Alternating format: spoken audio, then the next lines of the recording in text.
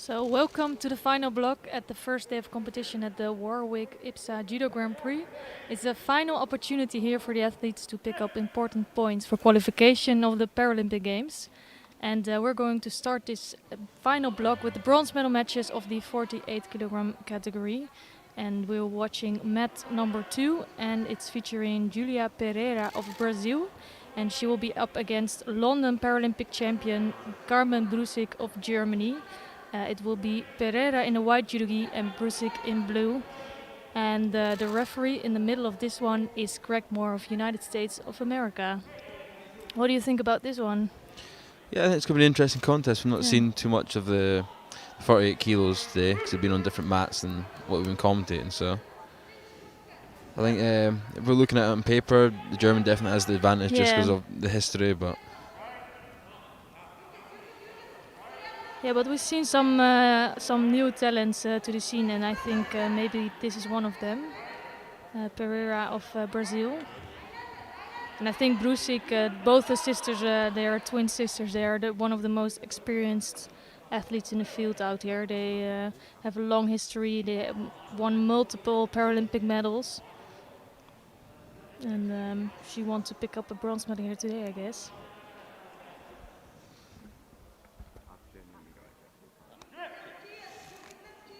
Yeah, it's good that we're going to see some of the other weight categories as well, because during the morning block we got to see only some weight categories and we missed out on the 48. Oh, definitely, and I think 60 kilos as well. We've not seen too much of that, so should be a good final there with the Georgian as well. He's been explosive all day. Yeah, that's going to be a good contest.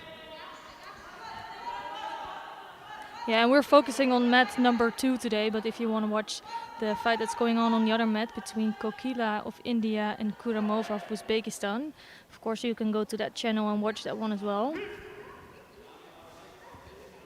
And here it's Brusik straight away into the action, but it's Pereira that's trying to move around a lot more. Yeah, she's tried this drop seal a few times now, but I don't think she's really getting much of a setup on it, just sort of dropping in and hoping that it's going to work. Could penalise her here, but I think she definitely needs to get a bit more movement and set up before she drops in. And I think Ramona Brusik is really strong with her grip. You can see that she has a lot of strength, and she's a little bit static for her always, but hard to throw in that case. She's definitely trying with that left lapel hand to try and feed it up a bit deeper, a bit more behind the head to get a bit more control. I think just playing a patient game, waiting for the right opportunity. So yeah, she's really trying to stay in control. She's using that left hand to keep Pereira at a distance. But it is true that sometimes she can look a bit passive because of that, because she's quite defensive with that left arm and sometimes waiting too long.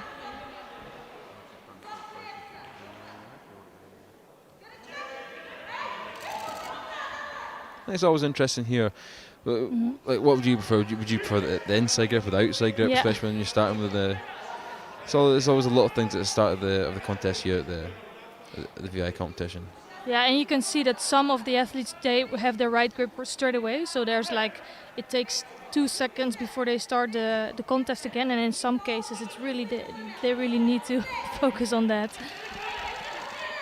But I guess in this case it's not a big not a really big trouble or problem.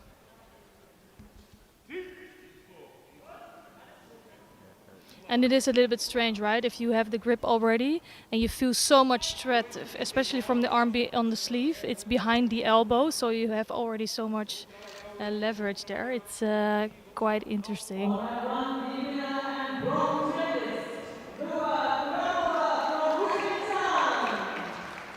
So Kuramova of Uzbekistan just picked up the first bronze medal of the 48 kilogram category. Good result for her.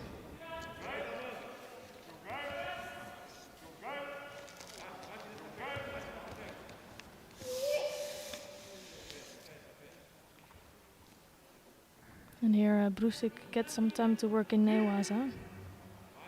Doesn't seem too interested, and for me that's curious because normally they're quite active on Newaza. Seems it's almost like she's a little bit frustrated here. The Brazilian's the first one in every time for the attack. Yeah. And Brusik's sort of settling a little bit, not really getting the opportunity to turn in, so. Yeah, and she always needs a little bit more time. Now she was quite quick straight away after the Wajime.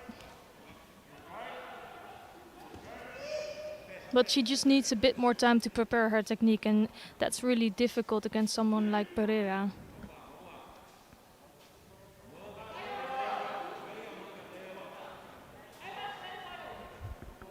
So Brusik already picked up a 5th place in Baku this year. So it will be a really big disappointment ending up a 5th place again.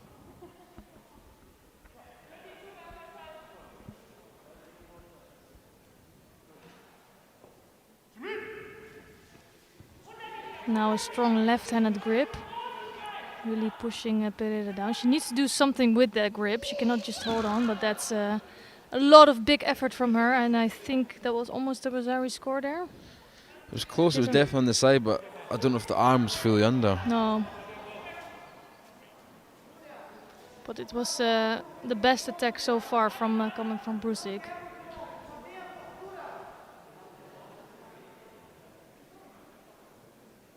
Don't know if they're maybe having a little second look at that, see if it was a score. So they are going to give the score. It was really a big effort. Not the quickest technique, but it got the job done. But still, almost half the contest time still on the clock. So I think this is the perfect situation for Brusik. She's been really composed the whole fight, leading the grip.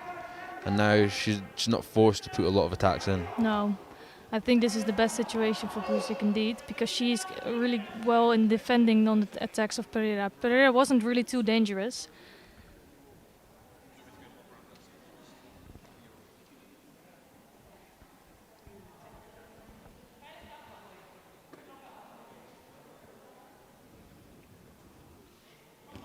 So some work on the ground. She's good use of the Niwas, even if she doesn't get the score here. It's good 20-30 seconds burnt off the clock. She's a score up and getting closer to winning the contest. Yeah, and I think this is where her experiences comes in, you know. She really knows what she's doing. She knows the Esther Wasabi. She doesn't have any Shido yet on the board. So she just needs to keep doing what she did in the last almost 3 minutes.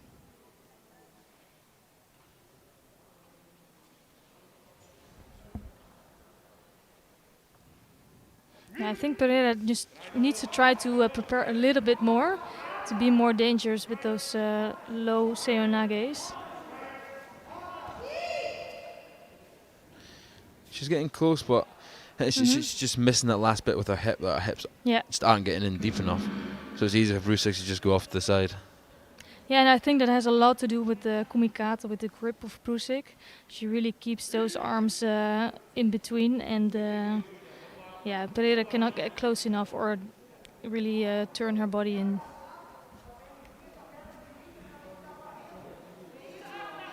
And that's the trouble with the drop techniques. Yeah. There's a lot of time wasted on the floor afterwards. Prepare, maybe use Ashwaz a bit more, and when she comes in, she needs to make sure that it's 100%. Yeah, she cannot, like, if it was no scores on the board, it was really good tactics for her, because she was making Brusik look quite passive, but now when she is behind, it's no use for that. She really needs to come up with a good technique. But I don't think she really can find the right entrance.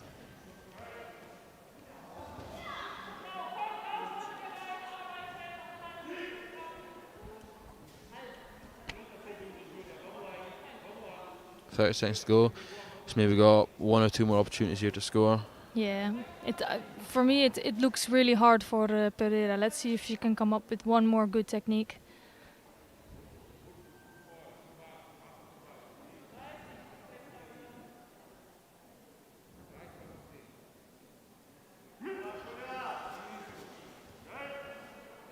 Well, you see that left hand of Bruce just controlling the space. Yeah, she really cannot get under it, and I think this is the worst timing to go on the ground like that. Another few seconds off the clock. It's only 20 seconds left.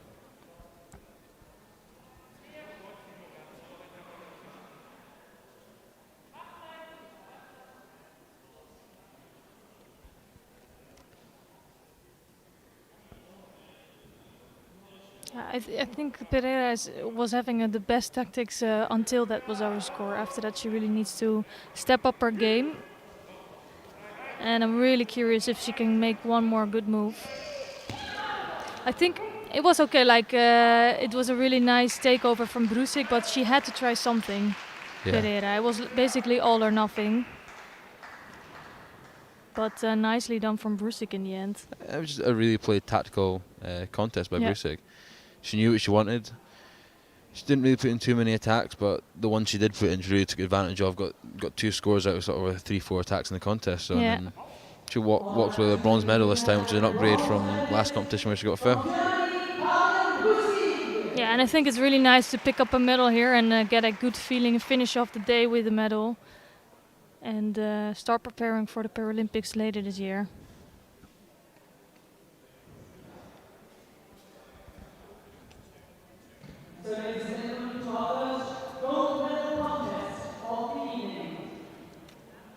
So we're getting ready for the first gold medal contest. And we haven't seen anything basically from the 48 kilogram category. So it will be really good to take a look at the current Paralympic champion and to see in what shape she is today.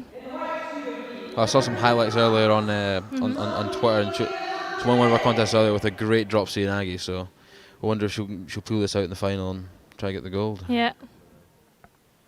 So coming on to the mat now, it's current Paralympic champion Sandrine Arrieres Martinet, and she is facing Yulia Ivanitska of Ukraine in blue judo gi.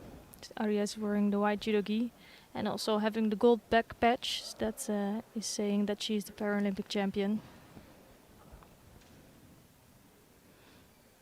So Ivanitska picked up a bronze medal in the last Grand Prix, so she's showing good progress, I guess. I think definitely, and you look at where these 2 in the world with the French women being number 1 in the world and Ivanitska being 7th in the world, and this could definitely be a matchup at the games we could look forward to as well. Yeah, exactly. I think it's a really good test for both of these athletes. Ooh, nice takeover from Ivanitska. Just counted the foot sweep by the French woman there. Now she's going to try work to get this leg out. She got the top tied off. Yeah, that will be really, really a surprise for her to win this gold.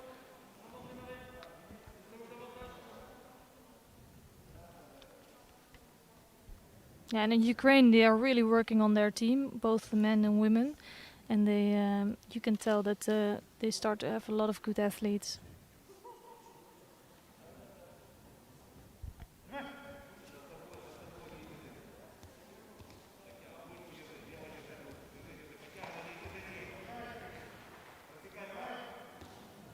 So both athletes really moving around. Oh, really nice.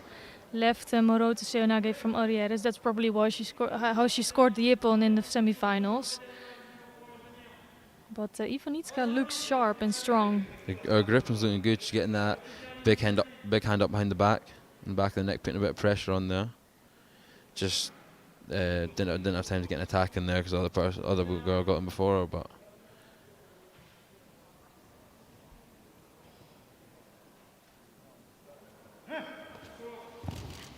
Ooh, nice. Ivanitska straight away into that Ashiwaza, being dangerous.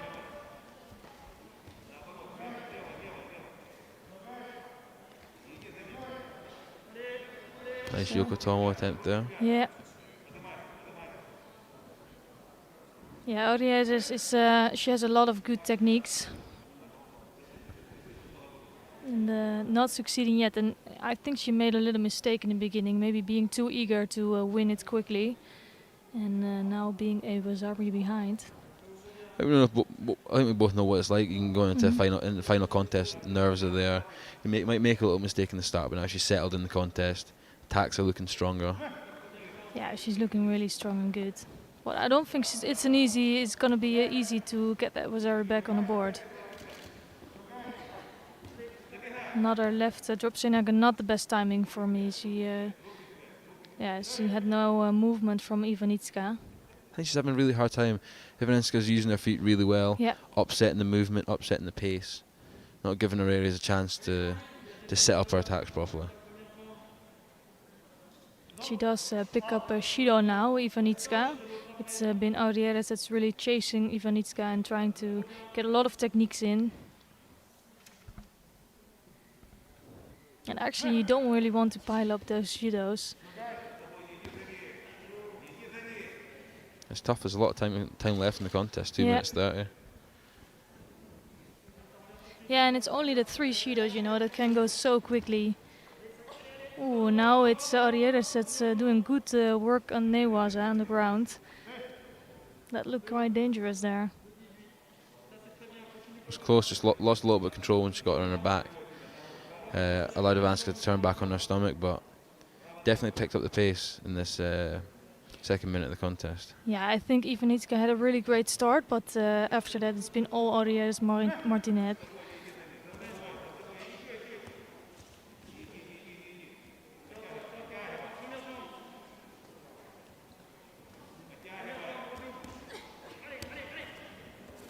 Actually, with that right hand over the top, ooh, quite close to scoring again. But Ivanitska gave away some space to Aurieres Martinet for that left Morote. I think for her it can be dangerous to put that arm far over the back of Aurieres. Well, you see with opposite side, as soon as she puts the big grip down the back, it creates that space, and because it's opposite side, you can just slip in for the technique.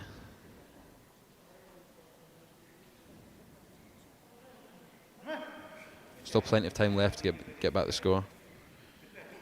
Yeah, I think so too. I think Aurieres just needs to stay really calm and needs to keep doing what she's doing. She's looking really strong now, working in Newaza again. Really quick transfer to Newaza actually.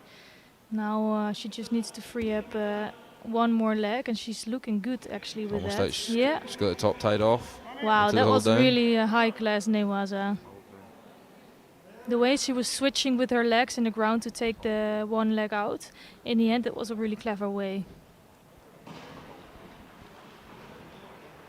So you can see here why she's a Paralympic champion. She really stayed calm, even if she made a little mistake in the beginning. She wasn't stressed at all. She just kept doing what she does best. It's a fantastic transition there at the end. Yeah, really good.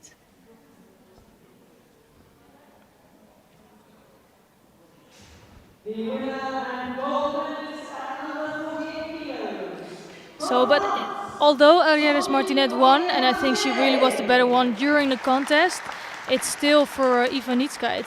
I think it's really good for her self-confidence to be able to score Wazari in the beginning and give a really good fight. I definitely think so. She's facing the number one in the world, the defending Paralympic champion. That is the top of the weight category. Exactly, and she did a good job.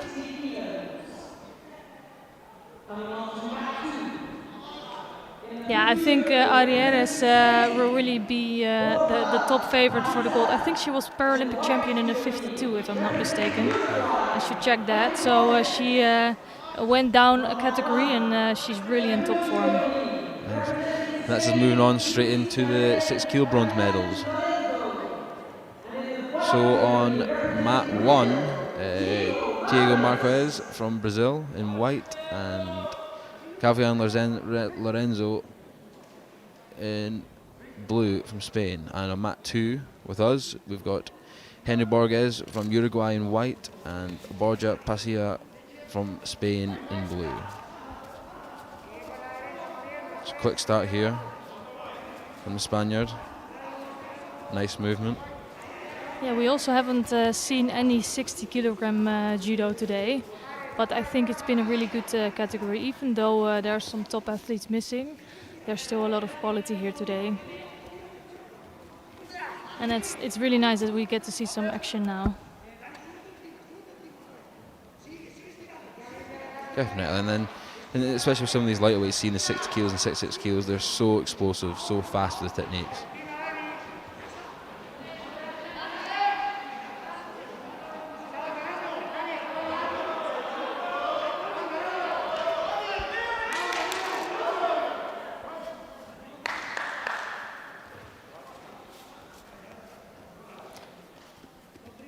So Spain already won their first bronze medal here in the other mat. Gavilan Lorenzo picked up a bronze by beating Marquez of Brazil. It was a nice Sangak here.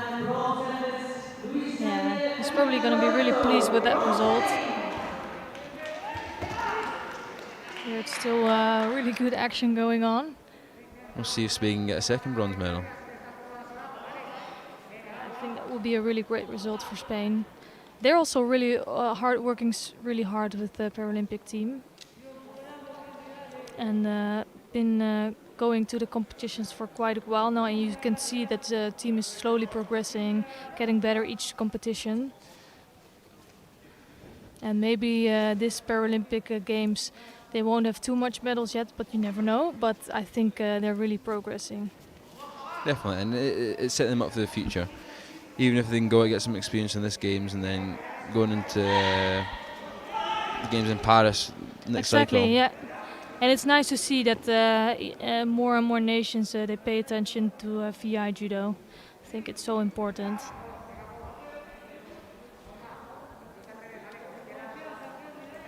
It's a pretty close contest here so far. Both getting good attacks in. No scores yet, no Shidos yet, but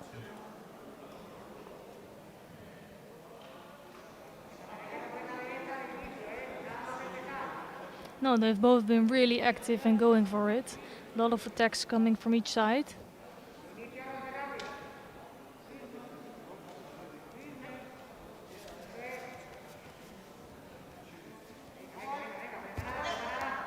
Nice Ojigari attempt. She's not really going for it, just playing on safe. So they're both attacking a lot, but there's no big attacks, you know. They're coming in and then they're out again. it's tough. In terms of the gripping, you see Pahisa, he's got the lapel grip, and then the second hand comes up behind the neck. Yeah. He's got a really strong grip. He's not using it too much yet, but I think he's waiting for that right moment to fully turn in. Yeah, and I think so too. And I think Borges could feel the pressure there.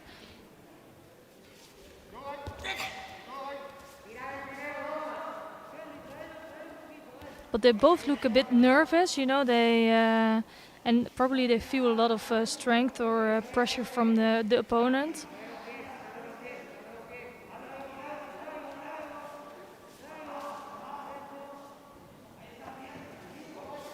Never see Pahisa with the dominant grip again, Yeah. but he's not really using it. Oh well. I'll take that back. It comes in for a big Uchimata. It's always when you say something like that that something comes. So really good. I think it was an Uchimata attempt here from Pahisa.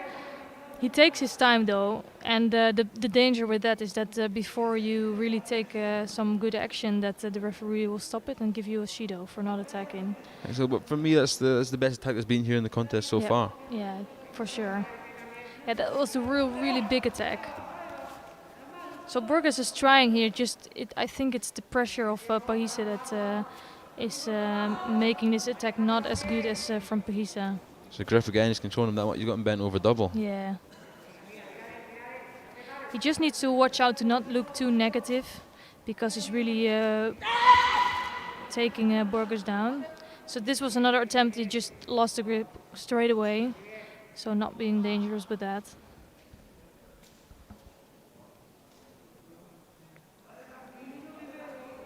It is an interesting contest though, because I think, like for sure, Pahisa has the stronger grip. He's putting a lot of pressure on Borges, but Borges has a good defense.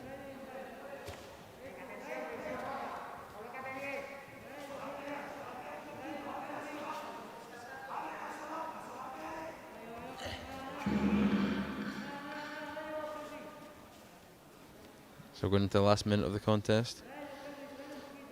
Still pretty even so far. Yeah. Yeah, and now it looks like Burgess has a better grip now. He has a lot of trouble to really do something with it. And I think also because Burgess, you could see that he likes the low seonages, but Pais is that much smaller than him, so also with the grip it's going to be really difficult for him to come in with a proper seonage. And he's getting a Shido for that last attempt. It was a bit rushed. There was no close connection when he came in with the back of the neck and his opponent, so probably deserved the Shido there, but that puts him on the back foot a little bit for the rest of the contest.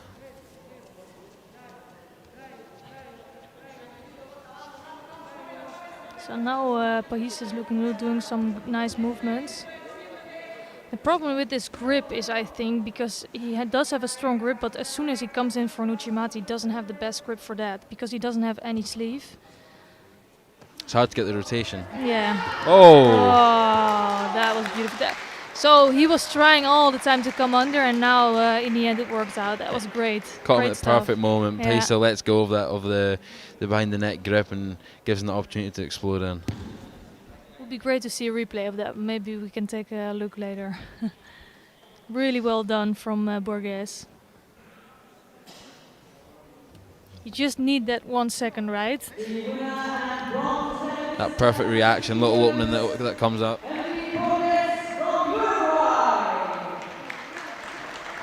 Yeah, he's obviously pleased with that, and it's such an important medal, you know, not only for the qualification points. So it could mean being in or out of Paralympic Games, but it's also a big mental benefit. Well, definitely, and then you even get into the seeding. Yeah, exactly. It could have massive repercussions for who you're going to be fighting your side of the draw at the Paralympics, and whether you get a bye in the first round. Yeah, it's really important in this last tournament, and for him probably it was quite important, and he was really pleased. This is going to be a really good final that's coming on now. We've got Marcos Blanco from Venezuela in white, and Zurabiani from Georgia in blue.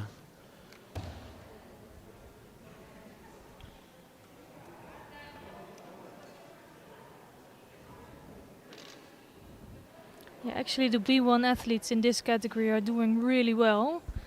Of course, with Florin Bologa of Romania, he's not here today, but he's one of the best athletes, also the most admired athletes in the field. And he couldn't come here today, but yeah, I think Blanco is doing also really well here. But Surabiani, I think he's looking constant during his last few competitions, and he's a really strong athlete.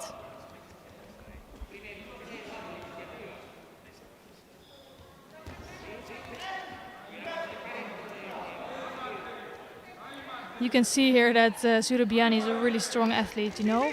Blanco trying to get in there. Really another good attempt from Blanco. Oh, and a double stab the last attempt. So he's really strong on that adjusted Katakuruma. But Surabiani is putting a lot of pressure on Blanco. It's difficult. He's almost leading the grip too much. It's now difficult to come in. Because Blanco's in such a bent over position, a negative position.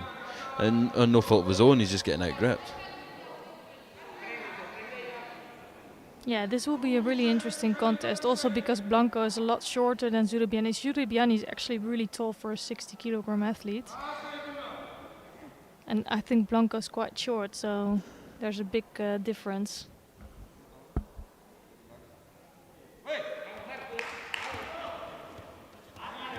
You can see that right hand moves right up to take the high right grip and half turns his hips in. His Uchimata attempt. Just didn't get his hips in properly though. Nice Seonage attempt from Blanco. Blanco really has good techniques, but he's struggling a lot with that pressure, I guess. Another good attempt coming from Blanco. That's twice now he's almost caught him with the Katakuruma. I think pull a little bit more with the arm as he's coming in, a little bit tighter. Could definitely catch him for a score. Yeah, I'm really impressed with the judo of Blanco, especially if you're in such under such a pressure from the grip from your opponent, and then still come up with such a good technique.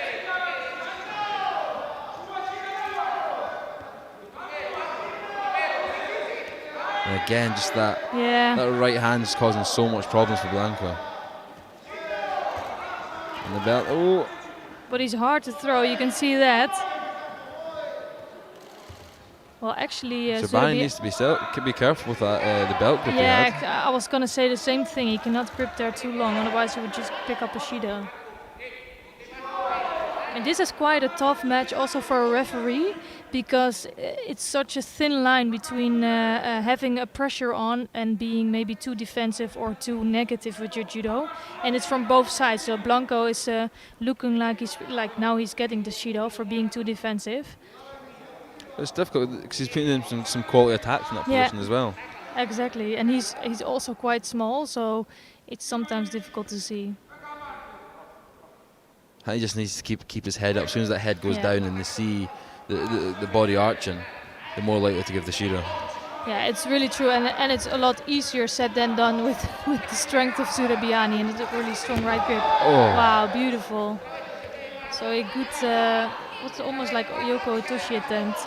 And no scores, but I think Blanco is the one that's coming up with the really good attacks. Definitely. It's always a lot easier for us to sit up here and go, they should be doing this, they should be doing that, but these are the guys down there in the middle of the fight.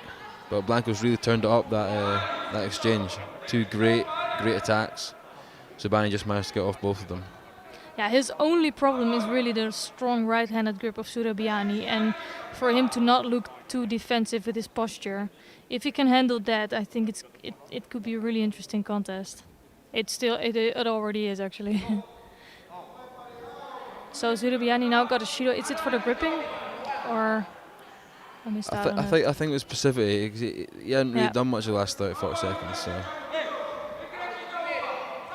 No, it's one thing to have this grip that you can see now. It's another thing to really come up with good attacks, and he's doing also that. So he's really struggling with Blanco. And actually this for Blanco I think is really dangerous to come in with his hips, because that against the Georgian is so difficult.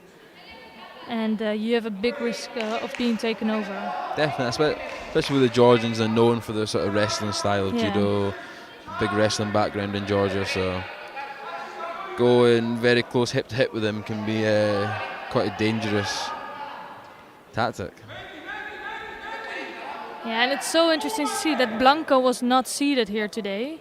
So I'm hoping to see him later this year in the Paralympic Games. And he could be up for a really good fight.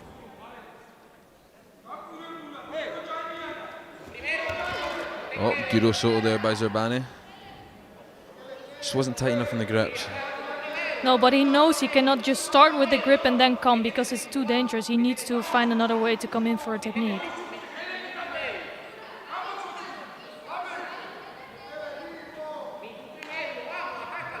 One minute 30 to go. Shido each.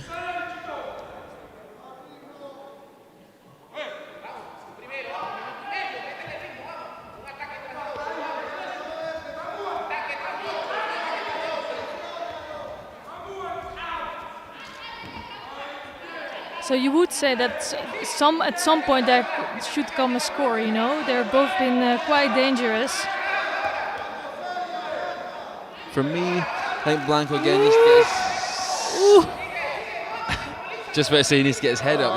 He's been a bit too bent over. Yeah, I was going to say the same thing. Like the last few seconds he looked it was just too defensive in his posture. But then he comes up with a great technique. It's so difficult.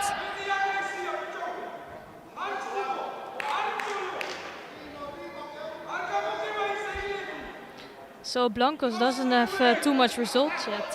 He was a second place finisher at the Pan Am Championships in 2020. So winning gold here would give him a good shot at qualifying for the games. Ooh, that's too bad, but tried to come on with the coach Makikomi, but was pushed back. So they're going to award Zurabiani with the Vasari score.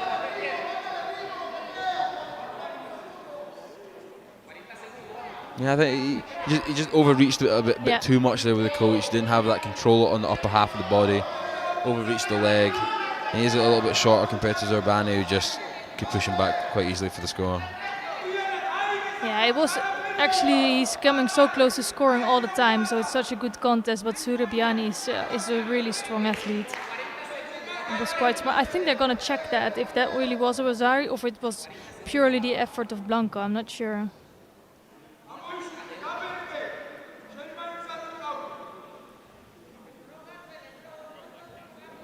So, but even if the Vasari is on the board, I'm not sure what they're going to do. I'm taking it off.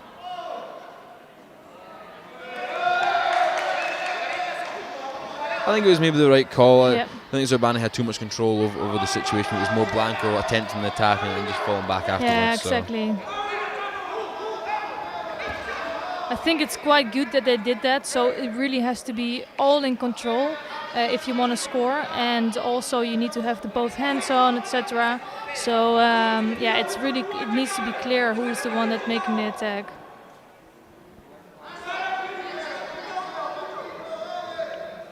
So 38 seconds left, and still no scores on the board. It's 2 times in a row now he's giving for that seal. Blanco just keeps going.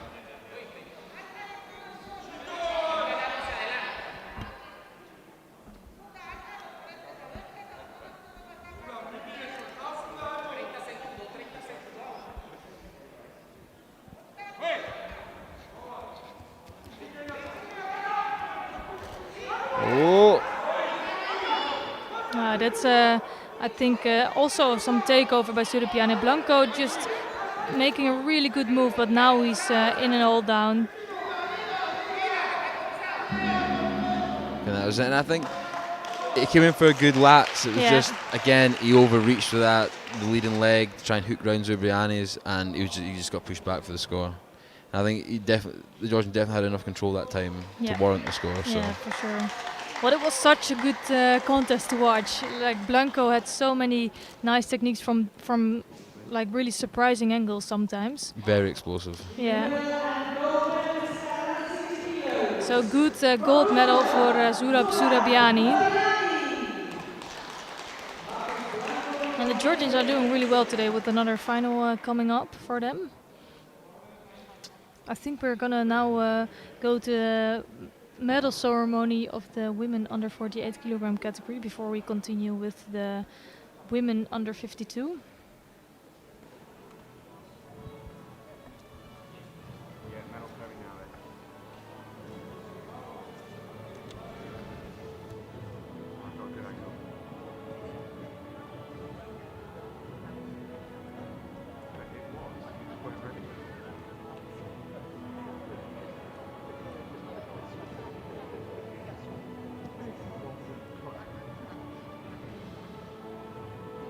Ladies and gentlemen, we move now to our first medal ceremony of the day.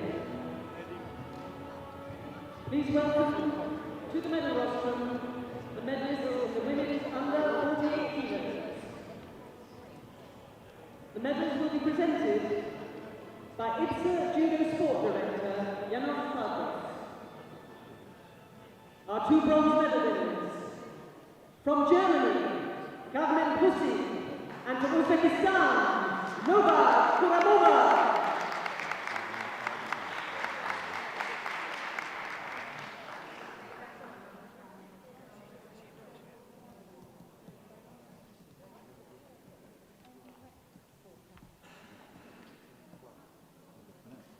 The silver medalist from Ukraine, Yulia Ivanitska.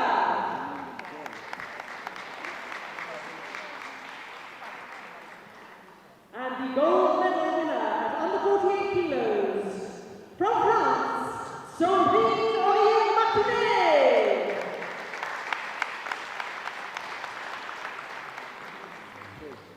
Ladies and gentlemen, please stand if you are able for the national anthem of France.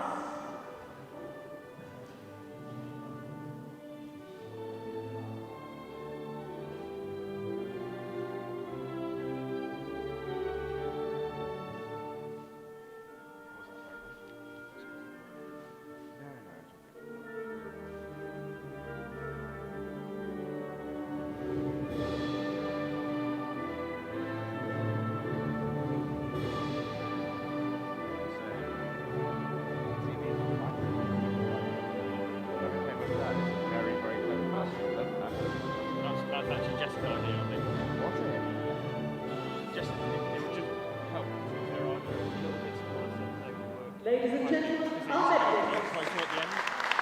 We now invite our VIPs to have a family picture with the medalists.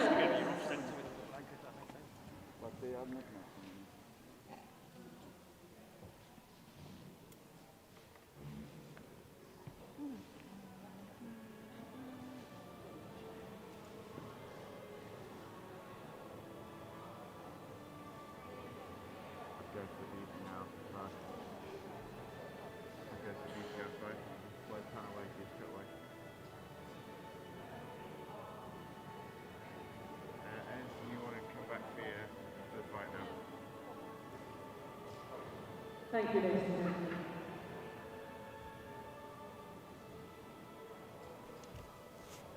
So does it lose it as soon as you move? And now we prepare for our next pair of bronze medals. So we're going to continue any minute now with the under 52 kilogram category.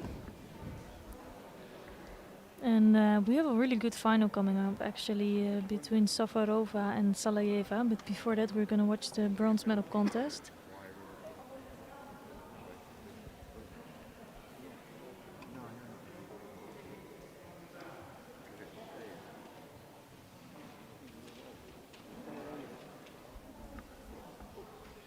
So ladies and gentlemen, please welcome into the arena the bronze medal competitors for the women under 52 kilos.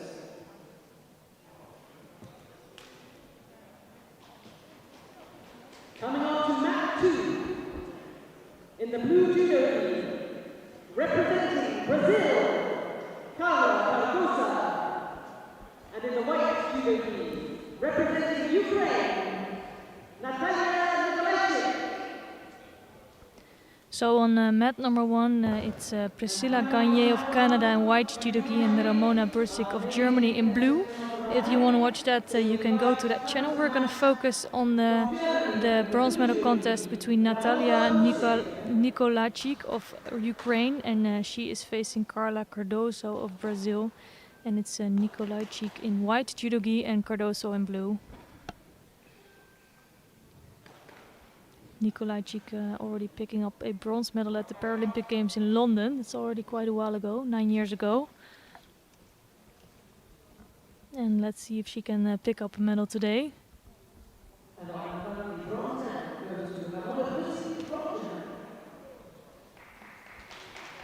So we're not going to see Gagne anymore on the mat. That's quite interesting. Maybe picked up their injury Yeah. in the contest earlier. Well, let's hope it's not a big injury then, and that we'll see her later this year. Well, actually we have the right mats picked the whole time, so we can just focus on this fight.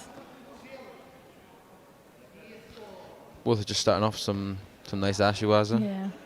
And just feeling each other out. Nice left seonage. She really didn't put so much power in that, but it was actually quite a nice timing for that seonage. Yeah, I think a lot of times they will do a lot of some ashiwaza just to see the response of their opponent and before coming in with a big technique. And just to see what reactions, what direction they move when they pull a certain way. Yeah. And it was actually Cardoso who just beat number 1 seed Gagne earlier today. She was so pleased with that. Of course, now we hope that she will do something well for the bronze, but she's in trouble here. Going over by Ewazari for, I think it was seonage? Yeah, it was a seonage, but she put both hands on the sleeve instead of putting ducking her arm under. Ooh, that's a nice escape from Cardoso. She was in the hold down. I think honestly it didn't look good for her, but she managed to get out of that. So it's only the one was in the board, and she still has a chance. Definitely, it was definitely strong to get out of that the hold down there, because it looked like it was on pretty tight, to be honest. And she's going to need to pick up the pace a little bit now for the last 3 minutes of this fight to try to get the score back. Yeah, and I can imagine it can be quite disappointing beating the number 1 seed and then after that losing your next 2 fights. That's just disappointing. But she is not that far yet. She can still win the bronze medal.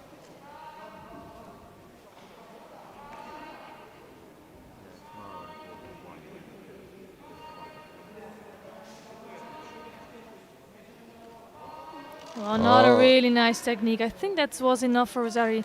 She just went on her side, rolling over. Was that a really nice technique, really nice drop in?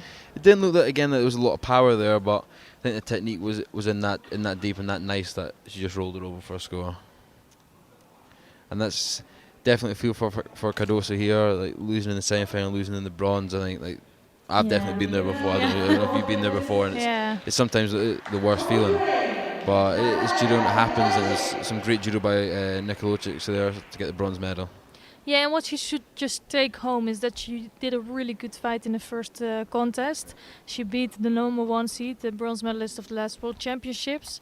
So she knows she has good skills there, and she should just focus on that and try to see what went wrong during the next 2 fights and try to work on that. Definitely. I've always been told by coaches in the past, the main part of the competition is to get to these medal fights, to get to the dance, and then at that point anything can happen. Again, the main point, she got to that medal fight, and even on any other given day, she would have got the bronze medal. But yeah, not here today.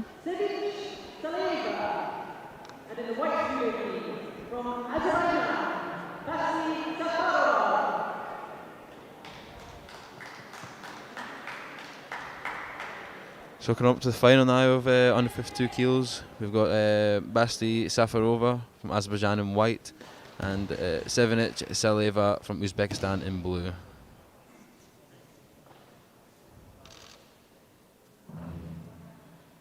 Yeah, Salieva picked up a bronze at the Paralympic Games in Rio in 2016. And I think these are 2 really evenly matched. I think they also fought before. I'll find that out.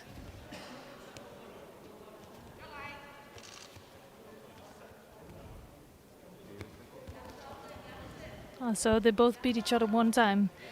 So that's quite interesting. Nice strong left grip Saleva's got here. Really controlling that sleeve. Yeah, it was Salieva the last time that beat Safarova, but I think it's a really good contest for both of them. I think either can win. See a bit of unorthodox gripping from both here. Yeah. Both are sort of going for that grip around the shoulder, around the tricep area. Other hand on the sleeve. Yeah, you see that Safarova is trying to hold that left or the right elbow in between to just keep Salieva a bit at a distance. And she feels that, and she knows that Salieva can be really dangerous with those left hip throws.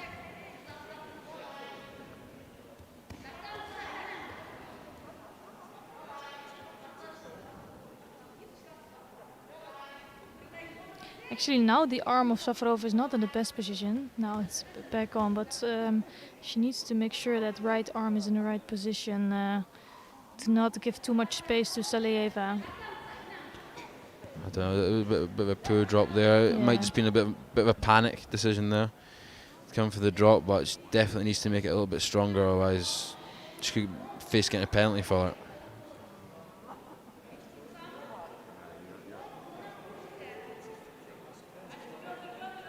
Yeah, but both really strong athletes. I think we might as well looking at a medal contest in Tokyo here. And I think they're both will be favorites. Really good move from Safarova now. And she just managed to stop it enough before rolling onto her back. The continuation has stopped, but very close to that technique there.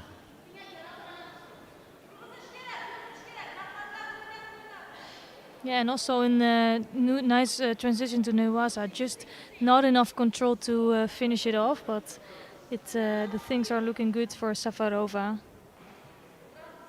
I think the key to this fight there, just like Safarova got in there, is getting the hips in. I think the first person that can get in really well, hips nice and deep in, is going to get the score here. And you see Salieva like walking around Safarova, really trying to find an entry for that left hip throw.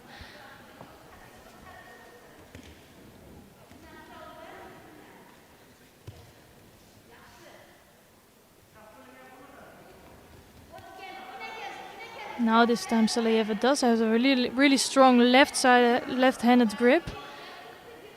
We'll see if she uses it. Yeah. There's so many opportunity here. If you look from the side, it's of course really different if you're on the mat. But you could see there was some space also for Ojigari coming and for a big hit throw. I think you really need to take advantage of it, especially when you get such good grip like Salieva had there. Mm-hmm. You really need to take advantage of a bit more, upset our partner, our opponent up, and get your hips in. But instead, she takes the grip, she leads, but yeah, not just much happens. yeah. And you just don't know when you can get that grip again. So really, if you have a grip like that, you should really do something with that. That was a really good attempt. It wasn't so well underneath, but she really pushed it forward. And she's not interested in the waza, as I can see. With some positive judo, the last few exchanges, Saliva's definitely led. Could see Safarova getting a Pacific here. Not sure what happened there.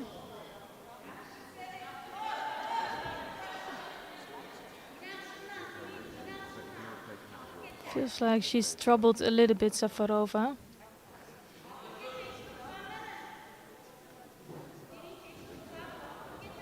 And the main thing you want to do in this competition is not pick up an injury. So I'm not sure if that's smart, if she's going to continue.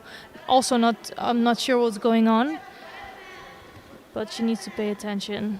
She looks like she's favouring that right ankle a little bit, not putting a lot of weight on it.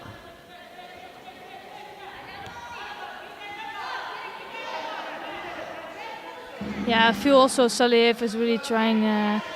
She's starting to look stronger and stronger during this contest. I think Safarova started really strong, but now you can see Salieva has the better grip. She's looking stronger.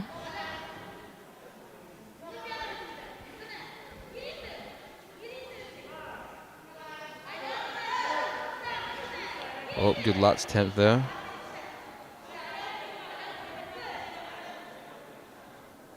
And yeah, not too much Newaza.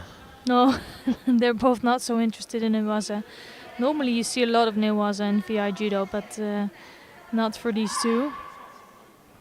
And I feel like Safarova is starting to look really tired, but you can just see that she has something left in the tank, you know. She can come up with a really good technique still.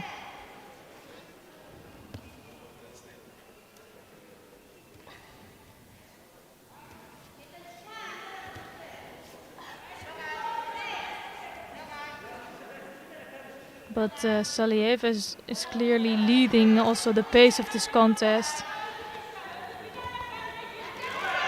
Leading the pace, good movement. Yeah. Good setup, good attempt.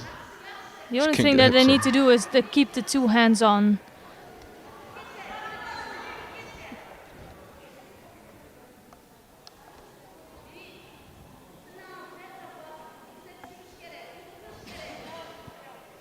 So it's Safarova here that's picking up the Shido for losing the grip. Of course you can, how do you say that, stop the grip or re-grip. You just cannot fight with one hand. Yeah, you need to be quick if you're moving the grip, breaking it off, snapping off and then putting the hand back on. You've only got 1 or 2 seconds, especially in VI Judo. So it's going to be a golden score. And this, I think, shows perfectly how close these athletes are. And only the one shield on the board for Safarova. I think Salieva looked a bit stronger during the contest, especially the last 2 minutes. But still enough chances there for Safarova to score as well. Oh! Ooh, that's it. That's going to be it. Just slightly stronger there. She just needed the one chance to come up. And in the end, it was the hip throw, the hips of Salieva that did it. I think so. You saw Safarova come forward, throw that big hand over, but as she threw it over, Salieva had the grip round the waist, hips come in, whacks her over for a nice hip one. And that's gold medal to Uzbekistan. So a lot of sportsmanship in the end of the contest, and that's always really nice to see. And we have a winner from Uzbekistan now. So even though we don't have so much competitors here, it shows how strong and broad the field is. We have 3 gold medals from 3 different nations already, and we could potentially have another one, I guess, in the 73 and in the 57.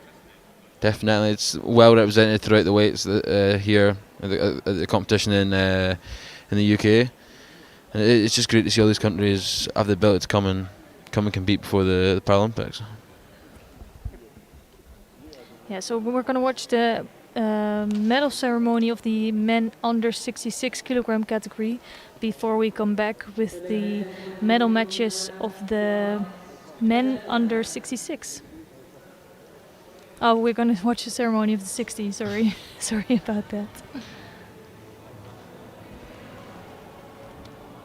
Please welcome to the medal rostrum the medalists in the men's under 60 kilos. The medals will be presented by the chairman of British Judo, Ronnie Sayers. Our bronze medal winners from Uruguay, Henry Borges, and from Spain, Luis Daniel Javilan Lorenzo.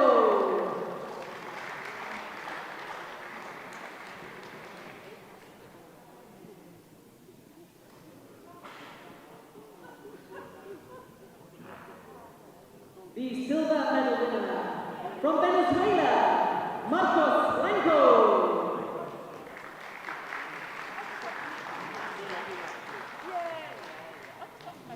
And the gold medal winner at under 60 kilos from Georgia, Zura Zurabiani.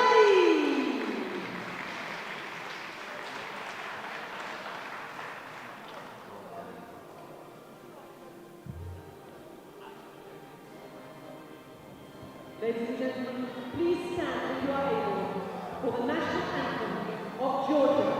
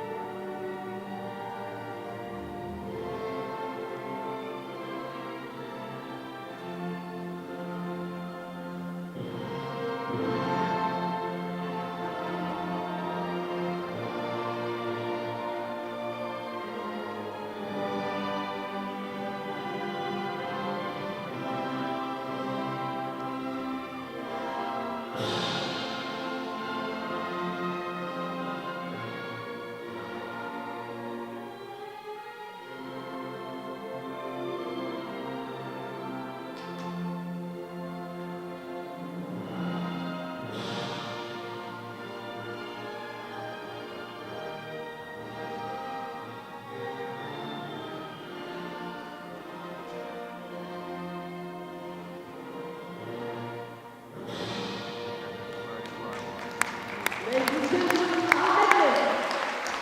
We now invite our VIP to have a family picture with the medalists. I'll get you come back. Oh, you can have a shot there, Jesse. You don't get to go for a photo.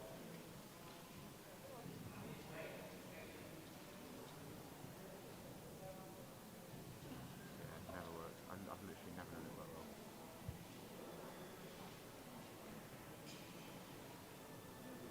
Yeah, go for it now.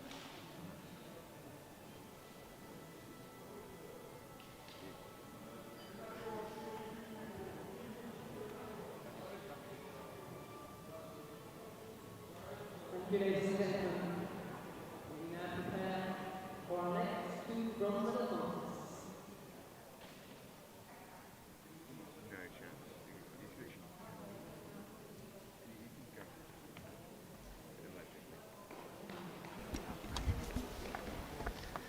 So now the next bronze medal matches of the 66 kilogram category. On mat number 1, we're gonna see Luis Yabdiel Perez Diaz of Puerto Rico, and he's facing Wayne Phipps of Australia. And it's Perez Diaz in white judogi and Phipps in blue. We're gonna watch mat number 2, and that is featuring Marcos José Falcon Tovar of Venezuela, and he's facing Azamat Turumbetov of Kazakhstan, and it's Falcon Tovar in white judogi and Turumbetov in blue. I think it's going to be a good contest. You see Turmabentov's 13 in the world and Falcon Tavares 18 in the world, so both similar places. Both probably needing this bronze medal to help their case of qualifying for the Paralympics. Yeah, for sure. I think this is a really important contest for both of these athletes. And this is one of the other categories that we haven't seen before, so we're not sure in what shape Falcon Tovar and Turumbetov are. For sure it's a strong start from both of them. Oh wow. Nice lats. That is really beautiful. You don't see that very often so quickly after the Ajime, and Turumbetov is shattered that he has lost out here after 8 seconds into this contest. I think just caught him perfect. He's pulling on the grip, got the reaction of Turumbetov going backwards and just hooked in for the lats behind and threw him for a nice hip on there. Good bronze medal. Yeah, and actually Team Venezuela is looking really good today, so they did some good work, and it must give them a lot of confidence for the next couple of months. Yeah, it's actually really frustrating to lose out after 8 seconds into this bronze medal contest. Yeah, definitely. So on our mat, we're going to have a short break in terms of viewing. If you want to watch the other bronze medal fight, you can head over to mat number 1 and watch that between Perez Diaz from Puerto Rico and Wayne Phillips from Australia. We'll be back shortly on mat 2 for the final. Yeah, and it's going to be a really good final also with Kurambayev and Ibanez Banon. And Ibanez Banon has also been around for a long time. He picked up some medals, but it's a really strong category, the 66. So it's really hard to pick up a medal. So it's good for him that he's in the final. Kurambayev, the Uzbek team is always strong. You know, if you are facing an Uzbek here in the Paralympic Judo, it's actually in Olympic Judo as well. Oh yeah, definitely. They're really doing well. And I think you see the effect of Iliadis coming over there and coaching at the World Championships just past. I know Bobinov got silver in the under 90 kilo category, and it's crazy. they got a world bronze team medal as well, which is the first team medal they've ever had at that stage. So yeah, and I think if you are following Uzbek Judo and you know with the coming of Iliadis, then it's not a big surprise, but it is a surprise to see a team like Uzbekistan being there. Even if you look back at a few years ago, that wouldn't have been possible. But Bobinov, for me, he's one of the top athletes actually. He has amazing judo. But it's kind of a tough category, isn't it?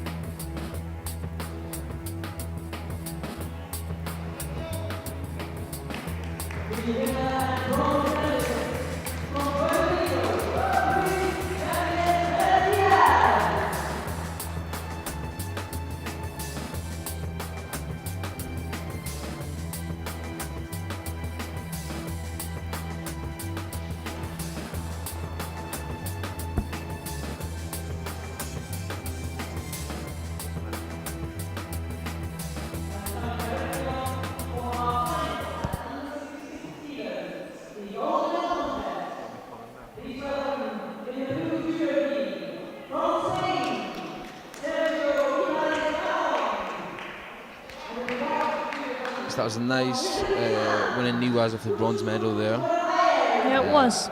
And now we're in for the final.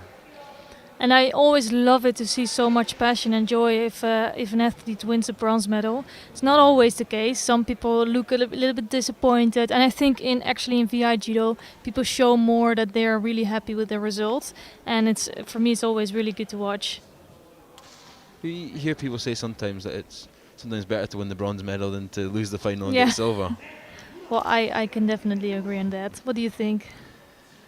It's difficult because obviously silver is better than bronze, but I think it's the best feeling if you can win the semi-finals, because then you are sure of a medal. But then you have the disappointment in the end if you lose out of a gold. But so for me, it was always the gold or the bronze was the best. Try to not pick up too many silver medals or fifth places. I was about to say preferably the gold. So good Newaza work from Kurambayev. He looks very secure with that, trying to go for that Sankaku.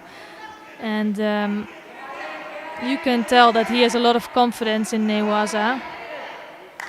Ibanez Boinon actually doing really well with defending that. I think he was really lucky to catch the leg there, because it looked like the Uzbek had locked him off there, to be honest. Yeah.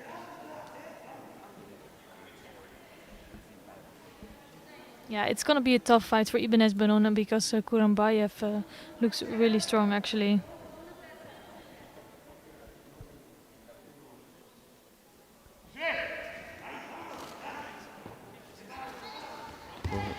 Oh, nice lats attempt there, both right v right. They sort of go a bit extreme once Hajime is called, which can be a little bit difficult to attack when you're in that extreme right on right situation. Yeah, it's kind of difficult. And also it's interesting to see that Ibanez Boinon is quite a tall athlete, but still coming in for those low techniques.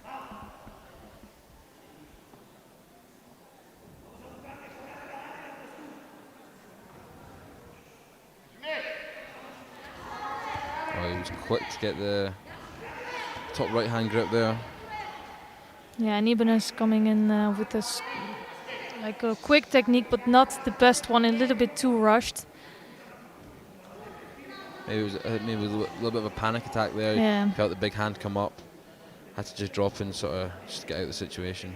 Well, and actually I can also imagine that it can be his tactics, is just to keep coming up with attacks, because he knows that Kurambayev is such a strong athlete, he will put the pressure on him, so he needs to stay out of that pressure. Again, Kurambayev so quick to get that hand over and straight into the Newaza again. Yeah, and he knows that here is dangerous working in Newaza. You can tell that he's practicing a lot on that.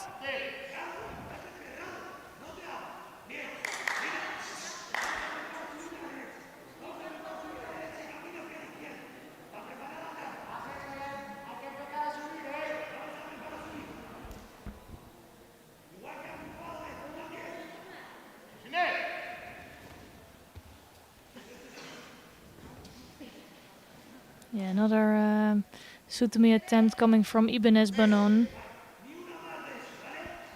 I feel like he could be doing more. He could be setting up a little bit, getting a little bit movement back, or pushing onto his opponent to get a reaction. He just seems to be dropping, and obviously the referees decide that it's enough to warrant a Shido for a negative attack. Yeah, I just hope that he can prepare his attack a little bit better, get some movement, get some reaction from Kurambayev because he comes in. But you can tell that Kurambayev is so strong and quick with his attack, so it doesn't leave much space for Ibanez Boinon. He's definitely halfway through the contest now, and I would definitely say Kurenbayev is leading this contest. His gripping seems to be a lot better. Yeah. He's getting that big right grip on, and his attacks have been very explosive. Yeah, and this is the fun thing about judo. There's still no scores on the board. So although Kurenbayev looks so much stronger, he already had him in Newaza one time, but it's still, it's an even match. Oh! Up until now. That was really beautiful. Very good caution.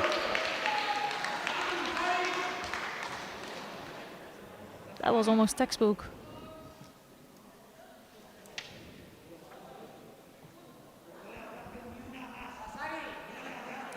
I don't know. I think that might change this to Wazari. Yeah, I think so too. Or not. Yeah. Upon another goal to Uzbekistan.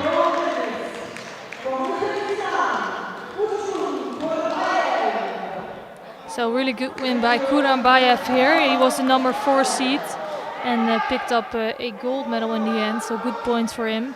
And as you said before, it can make the difference between being one of the top seeds,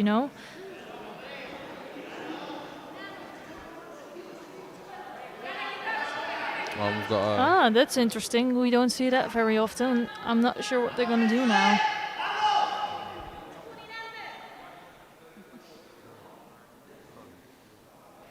So this is actually really interesting. So if they take off the ippon and turn it into Wazari, it's Kurenbayev who already thought he really did the job. He went off the mat. He thought that's all done. And now he needs to completely focus again, while Ibanez Bonon, he has another shot. So for him, I think it's an advantage for Ibanez Bonon. Yeah, and you don't see that very often of them actually awarding the fight, bowing off, and then calling the athletes back on to change the score. But so I think Kurenbayev really wants to finish this. Quite aggressive moves from Kurenbayev. He just really wants to seal the deal here in this final. I think he definitely thought that last score was an ippon. Yeah. So. Oh, that will for me that will be a nightmare if you think you won the contest and then you have to go back.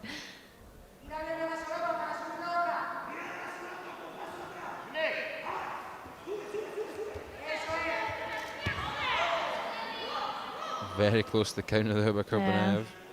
For me, it's like Kurenbayev is really the better athlete and the stronger athlete. Ibanez Bonon is trying everything and he's doing a really good job, but it's just not enough against Kurenbayev. He has definitely opened up. We've seen him try some techniques that he hasn't done earlier in the fight. I think he knows his back's up against the wall, so. Yeah. Yeah, he just needs to try everything, to give everything he got, and try to find some maybe small mistake from Kurenbayev and make use of that. Yeah, Kurenbayev is just so strong with his grips.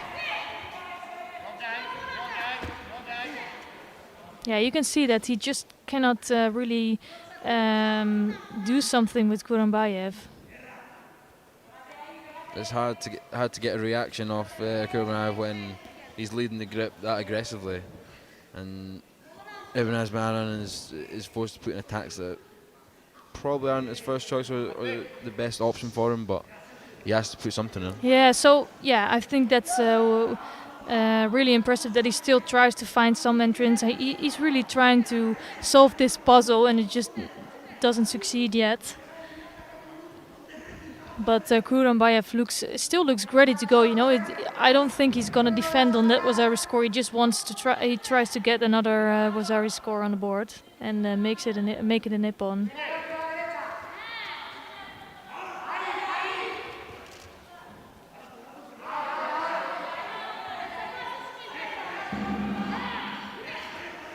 So 1 minute left. That was a good attempt coming from Ibanez Bonon. So that's where you see that the fight is not over yet until the time is gone. Again, you just see that Uzbek's so strong in that. He's controlling that the sleeve grip, pulling it into him. And then that second-handed right hand on top of behind the neck that's just pushing the Spanish down.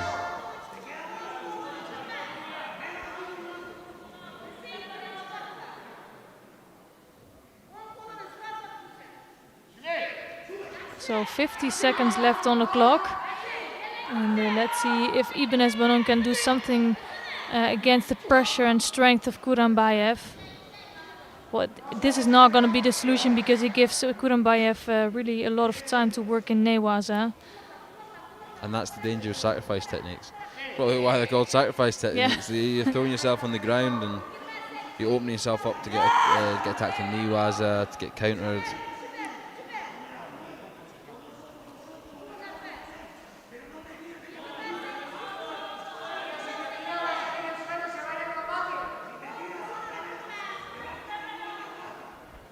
So, but it's still 28 seconds left. Some time left for Ibanez Banon to get back from that being that Wazari behind. I think if I'm Kurbanov, I'm leading the grip. I'm being safe, maybe some Ashiwaza. Yeah. But I'm not. I don't think I'm risking turning my back and giving the opportunity for Ibanez Banon to do a counter or anything. Play it smart. You've got no Shidos on the board. Yeah, I feel like somewhere he just wants to finish this off with a nippon. So you can see he's still really trying to search. And he's not going to be happy with the Bazari win or somehow.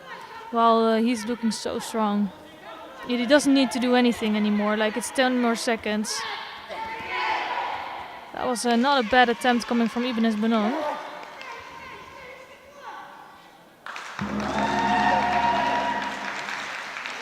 For me, I think Kurbanov dominated the fight. Yeah. I think his gripping throughout the fight is obviously the score he got was a fantastic score, which we thought originally was Ippon, but definitely led the fight throughout the whole time. Good win.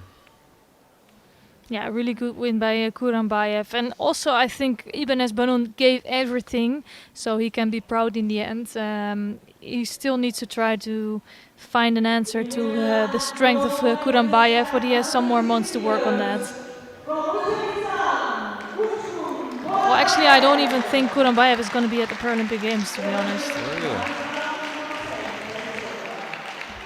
No, they have such strong athletes, the Uzbek, in the first few weight categories. So I would have to find out who's going, but I don't think it's him.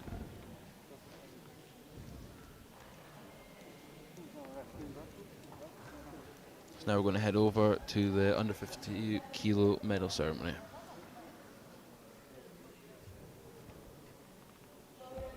So, our next medal ceremony, ladies and gentlemen. Please welcome to the medal rostrum the medalists in the women's under 52 kilos.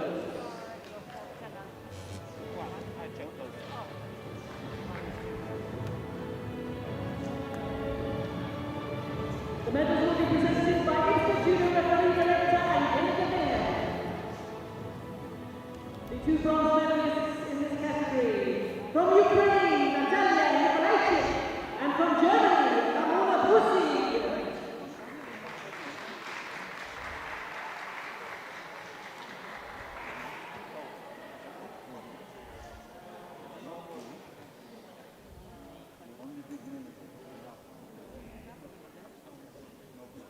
The silver medal winner from Azerbaijan, Basti Safo.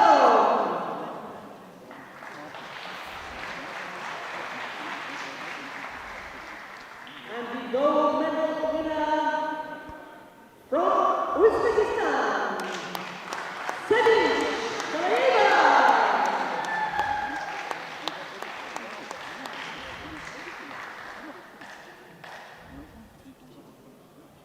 Ladies and gentlemen, please stand if you are able for the national anthem of Uzbekistan.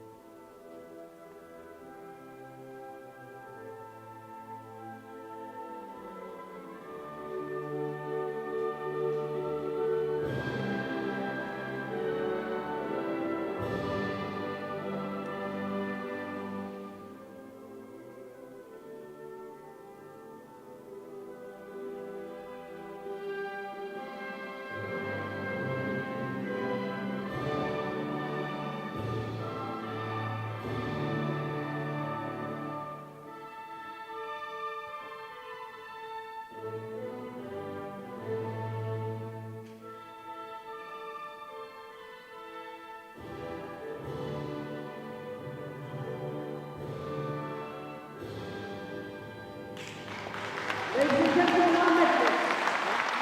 We now invite our VIP to have a final picture with the medalists.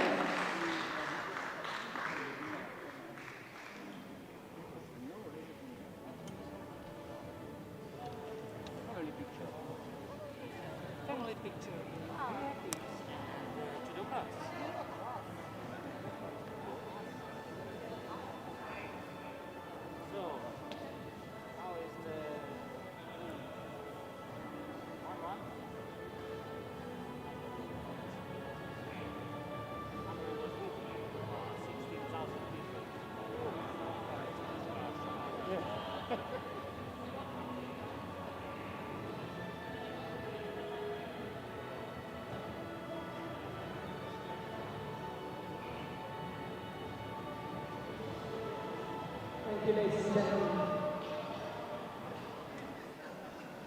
And so, to our next two bronze medal contests. Please welcome into the arena the bronze medal fighters in the women's under 57 kilos. Coming on to match 2 in the blue judo ring, representing Italy. So we have the final women category of today. After this, of course, we still have the men under. Oh no, is it the final category? Ah, the 73 is left. So here on mat number 1, we can see Kaitkon Kuzan Kizi of Kyrgyzstan in white judogi, and she will be facing Diana Fedosova of Kazakhstan in blue. And we're going to watch Elena Bogdanova of Belarus in white judogi, and she will be facing Asia Giordano of Italy in blue.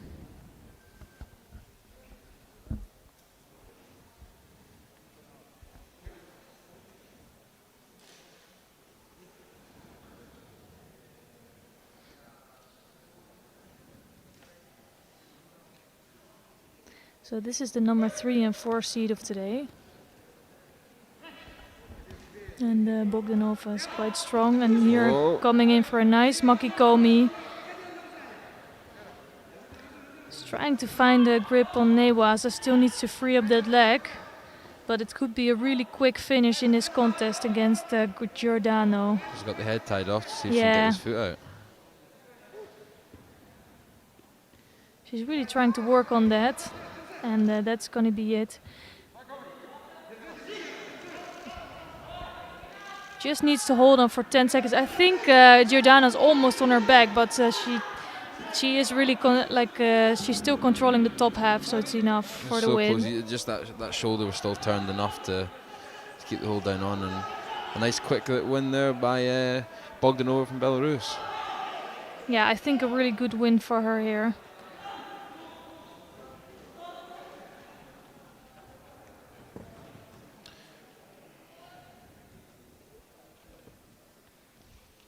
Yeah, we still have a contest on the other mat, but I think that is also almost finished.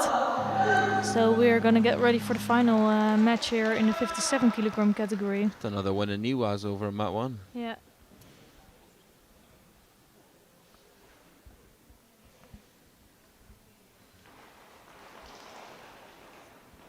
It's now ahead to the final, which is going to be between Lucia Araujo of Brazil and then Laura Gonzalez from Argentina. Yeah, I think Araujo is one of the favorites. She picked up a bronze medal, but she picked up a lot of medals before. She's really a strong athlete, and she's the number 1 seed here today. Actually, Pan America is really strongly represented during this competition.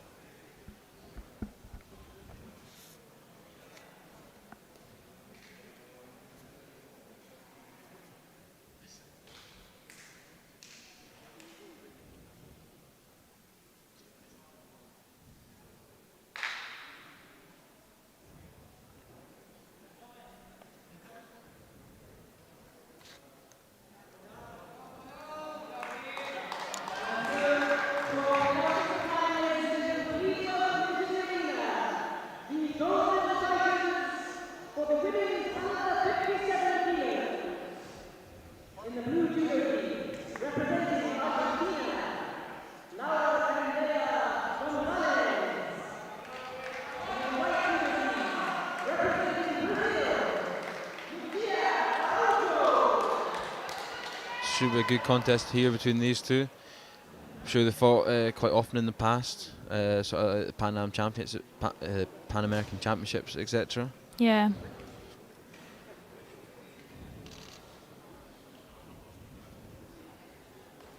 So Araujo is actually a multiple silver medalist at the Paralympic Games. And obviously she's missing that one more gold medal, so she really wants to go for that in Tokyo. Hopefully she can get off to a good start by winning here. Yeah, and I think she is the favorite during this particular contest, but I think the whole team, the Pan American team has been doing great. Well, they're showing that by being both in the final here, but let's see if the Argentina can do something. They're starting off again quite cagey, both just using a bit of ashiwaza, seeing how the other one's fighting before they really commit into big technique. Yeah, and I think I've seen Araujo before, and she's really taking some time always. She's looking quite controlled. She's also one of the older athletes. She's 40 years old, and I think she doesn't want to take too much risks. She knows she needs to pace the contest, and you can see that. So you won't see techniques coming all the time. She just needs a few techniques during the whole contest.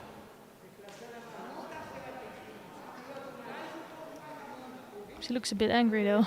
That's her game face. Can't be smiling too much during the contest. No, that's true.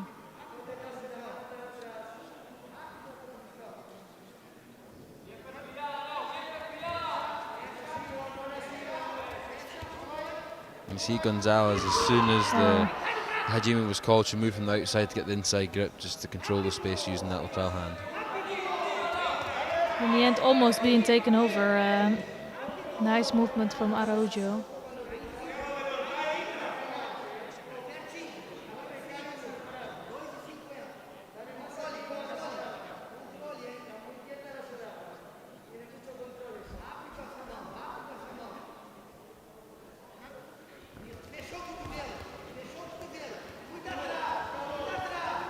So not the best attack from Gonzalez there, wrong movement, but she is looking strong. Ooh. When you are under so much pressure, it's not the best thing to come in with a ashiwaza with some leg throw, because you just don't really have the leverage of your opponent. Oh, Uchigari, yes, I could imagine, but not the outside of the legs. I think she put the pressure on herself there. She came in for a drop, didn't get any rotation in the drop, had to stand back up, and that just gave Araujo the grip that she wanted and the opportunity to attack as Gonzalez was standing back up. A little better of a drop that time. Yeah, you can see Gonzalez is trying to go in all the time, and it is clever tactics against someone experienced like Araujo, because you know she's not going to come forward with so many techniques. She's rolled over right onto her back, and ooh, that's looking dangerous. She's looking to control. Yeah, it's the Saikumi is on, and she needs to control her for 20 seconds. That's quite a long time, and she didn't manage to do that, but she's still trying to get another hold down. I think Gonzalez was lucky there that she was turning to get out of the opposite direction and just rolled straight on her back. Almost cost her the contest. Yeah, it's only 10 seconds, you know, that it will already give your opponent the Bazari lead.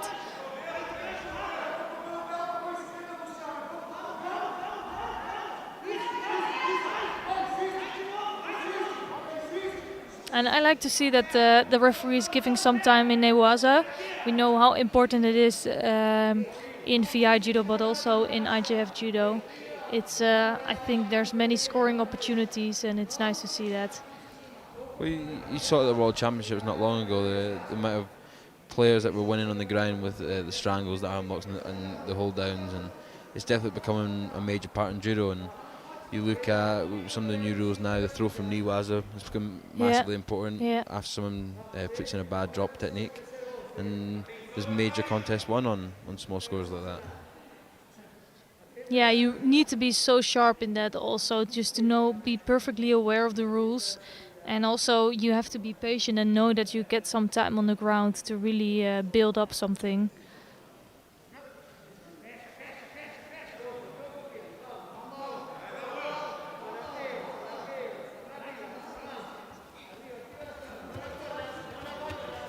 So Gonzalez is really going for it. It's nice to see, but Araujo is looking more controlling, just waiting to come in with the left Uchimata.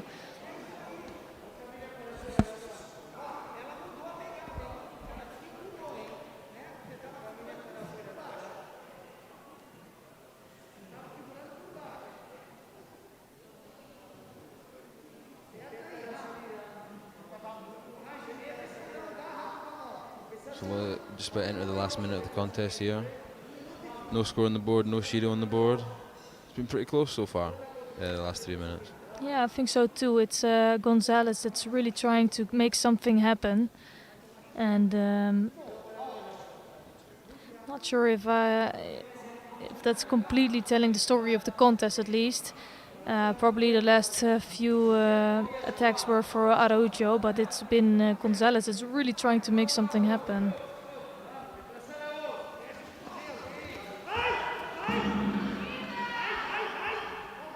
So I think here you can see a bit the experience of Araujo. She doesn't do too much. She's just trying to do enough to not pick up Shido, but waiting patiently to find a good entrance for a score.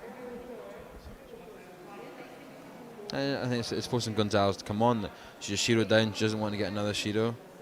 She's going to push on a little bit, and this gives Araujo a chance to catch her as she's pushing on.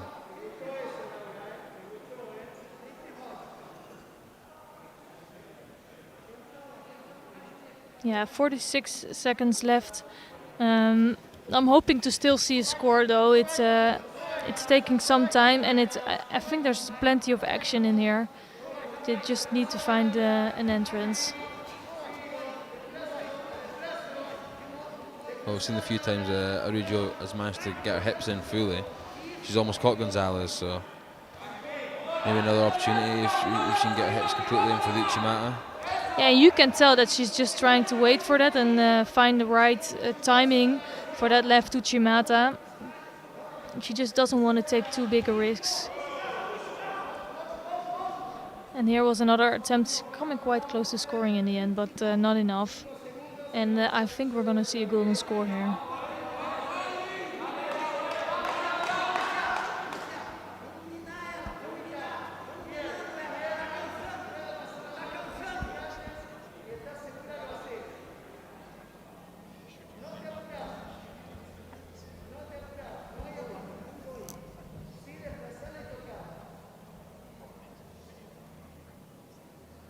So for me, always when I see this timing on the clock, they're probably going to start and then they have to stop again. But let's see if they can make some more nice action. Nah, that's it. Because they started on the grip, they're forced to have that little exchange. You sometimes see on the sort of IGF2 with 2 or 3 seconds to go. They just wait. They'll both will just stand there with no grips.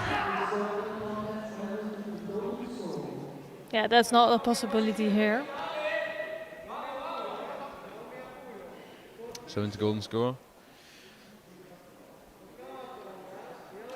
Yeah, for me it's been Araujo that looked in control during this contest.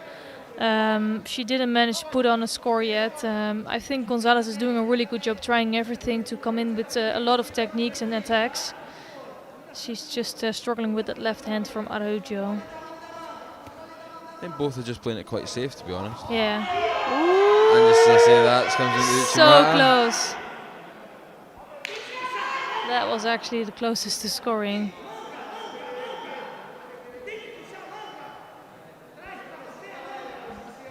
It's always just as you say when they're not doing something that they pull it out the bag and come in with a good technique. Exactly. Maybe we should say no, nothing's happening. I think they're going to check if there was enough there for a Wazari score. You saw her land on your front, the arm was underneath. Was it enough landing on the side of the body to warrant the Wazari? Yeah, sometimes there's so little there, and the Yeah, they're gonna award Ozari. It's a bit rough for Gonzalez, I think, after this contest. But yeah, I think it's a good winner for this competition. Well, you see it now in the VI competitions and the IGF World Tour as well. They're quite often giving the Ozari score if they land on the stomach and the arms caught underneath, just like that. Yeah, you can tell that she's a little bit on her side, but it is really rough. For me, it's sometimes. Yeah, if they're falling in another way, it would be closer to a score. But yeah, I think the rule is really clear. If the arm is in the inside and there's enough on the side, then it's a Ozari score. Well, and a nice gold medal for Brazil there. Yeah, we're mixing it up, right? Yeah, we have one more weight category to bring to you, but first we have the medal ceremony of the men under 66. So swiftly on to our next medal ceremony, ladies and gentlemen. Please welcome to the medal rostrum, the men under 66 kilos. The medals will be presented by IBSA Judo Sport Commission, Imre Just.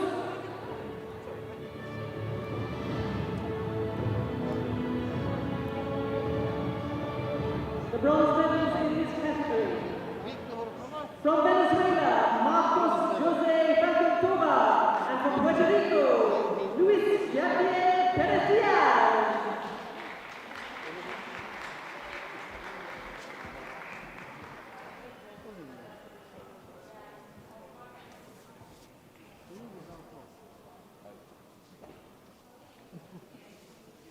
The silver medalist from Spain, Sergio Ibanez Banon.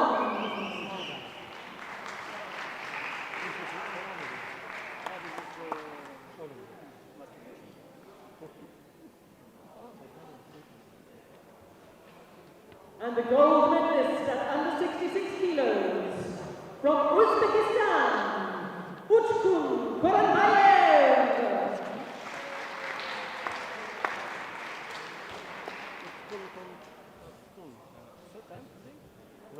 Ladies and gentlemen, please stand if you are able for the national anthem of Uzbekistan.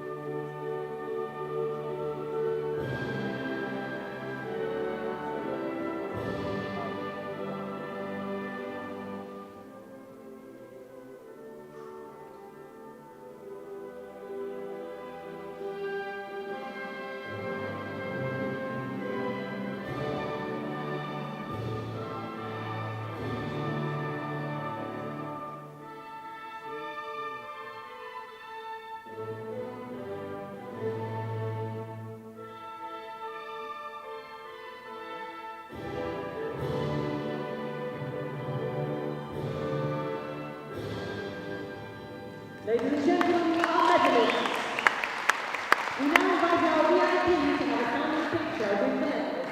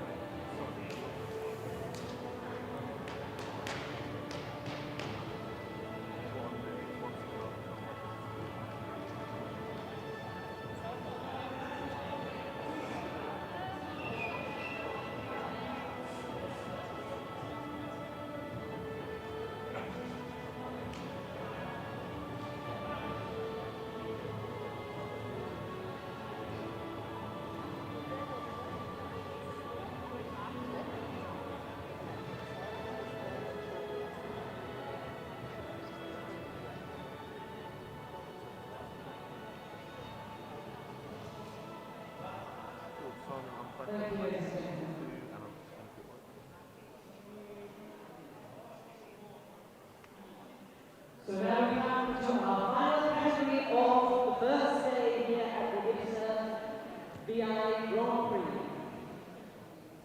Please welcome into the arena the bronze medal fighters in the men's under 73 kilos. Coming on to match 2. So we have the last category of today, the men under 73 kilogram category. And it's going to be really good fights here. On mat number 1 we have Alvaro Gavilan Lorenzo of Spain. And he will be facing Osvaldas Bareikis of Lithuania. And he will be wearing the blue judo gi. And then on mat number 2 we have Rufat Mahomedov of Ukraine. And he will be facing Machuki Shelia of Georgia. And it's Mahomedov in white judo gi and Shelia in blue. It's going to be a good one. I think we're definitely be in for a treat in the bronze match here in mat 2. Mahomedov really picked it up in his last repechage fight.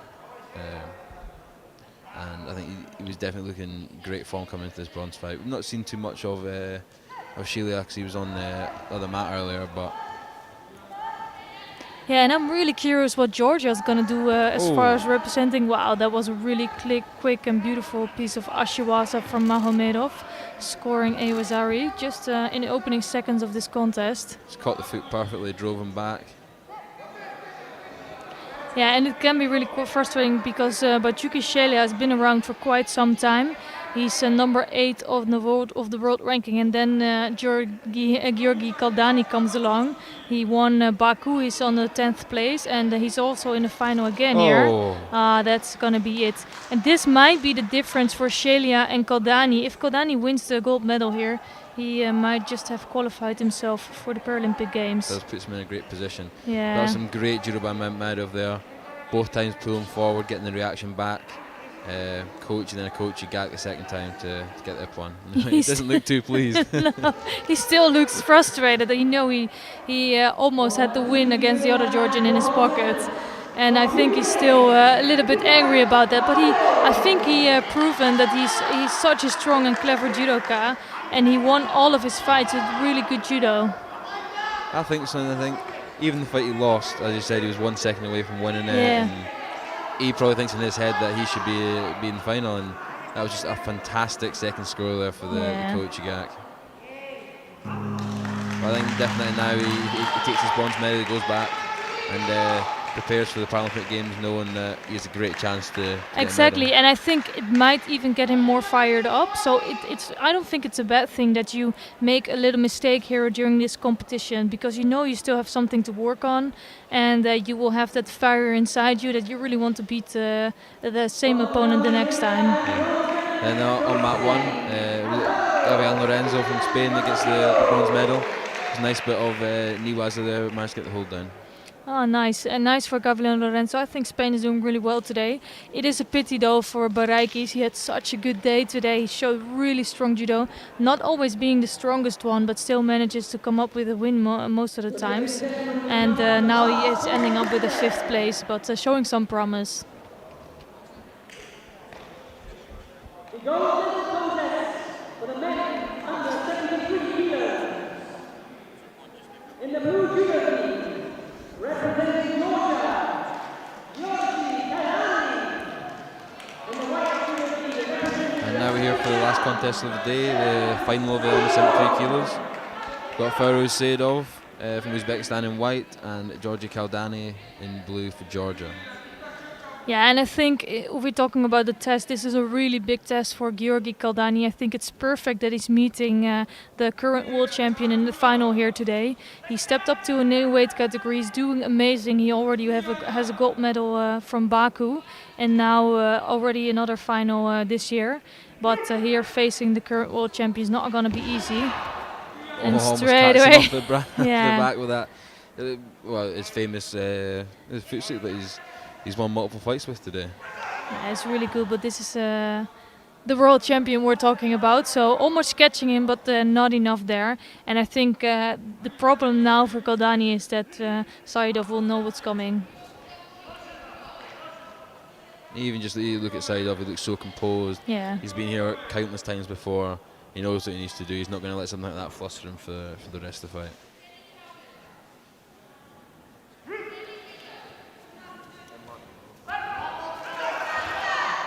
nice Tomonaga score. But we also know that Kaldani was behind quite some times today and really needed to take his time to come back.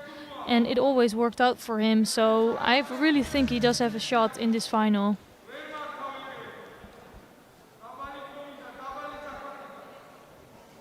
It is left on left, which we've not seen too much of today. But Seidov will quite often switch right to the right soda. Yeah.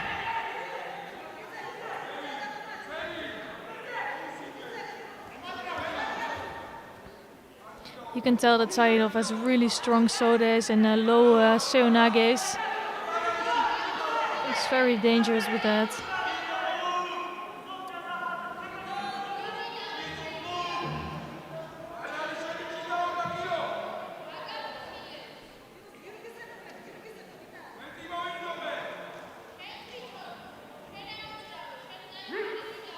This has been a pretty close contest so far. Another good Tomo attempt, but Kaldani managed to block it well. Yeah, he's looking really strong actually with that block, and it's not so easy. Even if you can block it in the first instance, it's hard to keep like that. So not surprised to see Shido on the board for Kaldani. Just is not that active during the fight, mostly blocking out his opponent. It's difficult. He's been using his feet, and his feet are effective, but sometimes you're going to need to turn your back to look positive in a fight, and he's not really done that much yet. He does have a good grip though now. Oh, good lats attempt. Oh, that was really nice. Keeps on driving, but he just managed to slip off it. I think here it can be quite difficult that Saidov is so tall, because you really need to try to control that whole arm and that side of Saidov, and that was just not working out.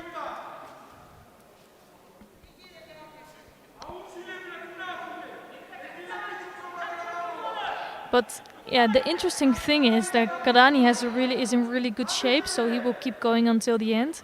Well, Saidov can start to look a bit fatigued during the last few minutes, so I'm really curious to see how that plays out.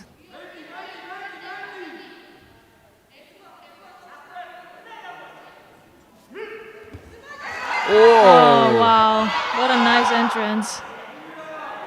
Good Ichimata attempt there, just didn't have enough pull on the sleeve there, but he got in very nicely.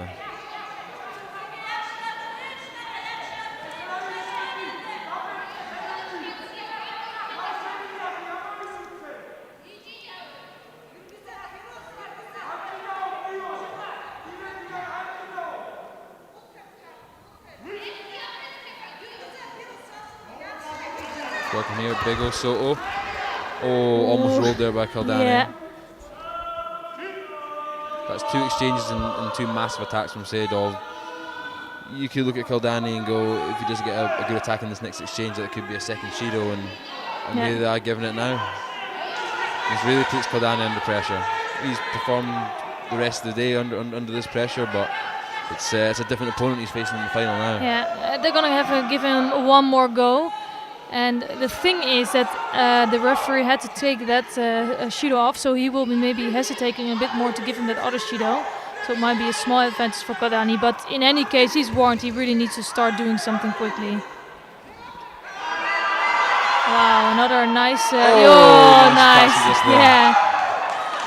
Nice that he could keep the control during this technique. He just had that sleeve nice and tucked in, so even when he thought he'd got off, just slipped off the side again. Well, you know how that feels probably a little bit, right? Yeah, definitely for Tomonaga. The use of the leg and bringing the second leg in as well, just to finish off and bring that second drive to technique. Yeah. And then it's all about controlling the wrist and the elbow and making sure you pull that in nice and tight so they can't stick the arm right.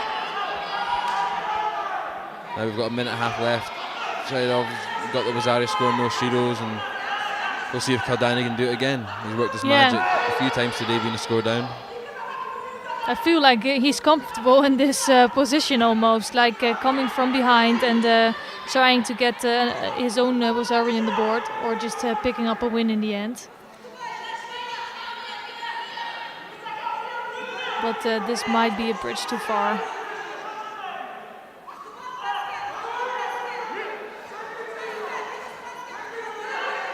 And now it is possible that you see a slight change in the contest because Saidov, he does have his Rosario on the board here. He's not going to take too big risks anymore.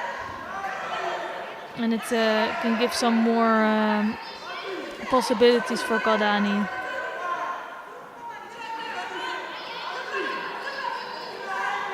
Definitely. I think he's going to look to lead the grip, block out Kaldani a little bit, and just play the time. Nothing too crazy, too dangerous with the attacks. Maybe try to get some work on Niwaza if possible, if he can. Yeah, and he will need to have. He does something here. He will need to stay doing that.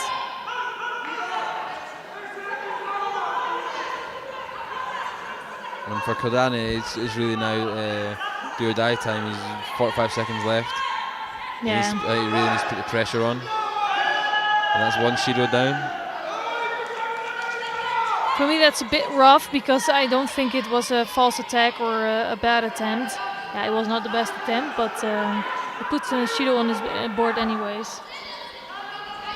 I think sometimes when you the score up and it gets this near the contest, something that they might let go earlier on in the fight, they're not going to let go now when the pressure's on a bit more. And it's obvious that Saidov is defending, so the referee is seeing that, and he needs to just pay attention of that and not make any mistakes or false attacks anymore.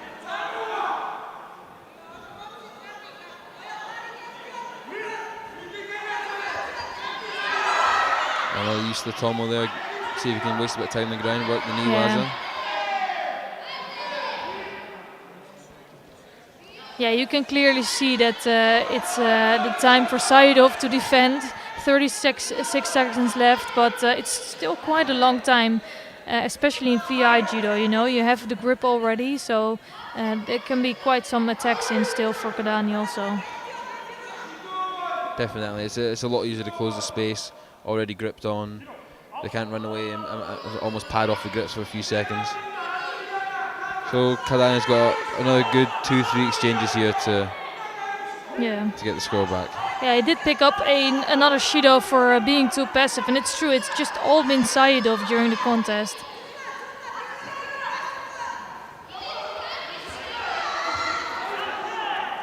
But you can see now Kaldani is really going for it. He's trying to come back, and it's still 22 seconds, so it's not over yet.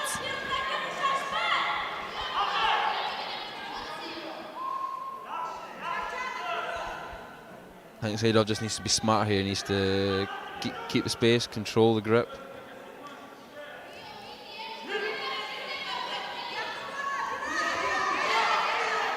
Yeah, I like that Kaldani stepping forward. Just ooh, that was so close to a score. Almost did it again. Saidov just taking a second, resetting. Can't let something like that happen again. Too close for comfort. Yeah, 12 seconds. He can still burn off another Shido, you know, so you really shouldn't take any risks anymore. Easier said than done against Kaldani. Oh, that is amazing. Oh, he gets left one. That's amazing. Just a panic attack there by Saidov, and Kaldani powers him over for this one. He didn't have to do anything. He needed to stretch out his arms and go down for a false attack or whatsoever was enough for him. But I think this really shows that Kaldani cannot be underestimated. Definitely. Having a little look at the score here. Would be great if it was our score. Well, then I'm really curious what happens, because then Saidov really needs to come again. And they're going to give it one. I think he had enough control and enough power throughout the technique to give it the ippon, but it was a rolling over, but he was rolling over so quickly it was enough. What a day by Kaldani though. Yeah, I really enjoyed this judo a lot. And I think with this win, he secured his place for the Paralympic Games. I think so. Of course, I'm not sure what the national policy is, but I'm hoping to see him in Tokyo. Well, I think definitely this win would definitely propel him into the top 8 of the world ranking. So yeah. And then you also look at good silver medal there for Uzbekistan. They've had a great day, 2 golds, a silver. Yeah. Really powerful showing on day 1. Yeah, I think so too, and I really enjoyed the judo. Anyways, what did you think about it was judo? great. It was great. Yeah. It was a great opportunity to be here with you and to commentate on it. And I think looking to tomorrow, also maybe a little bit biased because I'm British. We've got a few good fighters. Yeah, let's see tomorrow. how that goes tomorrow. Fingers crossed for a good day for them, but. Yeah, and we're still gonna feature 2 medal ceremonies of the 57 and the 73 kilogram category. So I hope you stick around for that. And we want to thank you a lot for watching today. And of course, we hope to see you back tomorrow. Yep, we'll see you all tomorrow.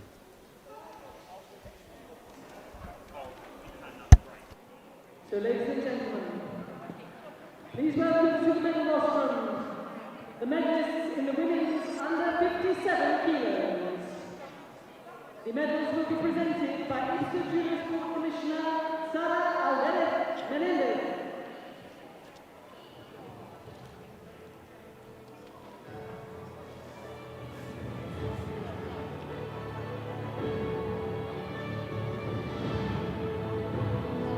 Our 2 bronze medalists from Belarus, Elena Bogdanova, and from Kazakhstan, Diana Bedosova.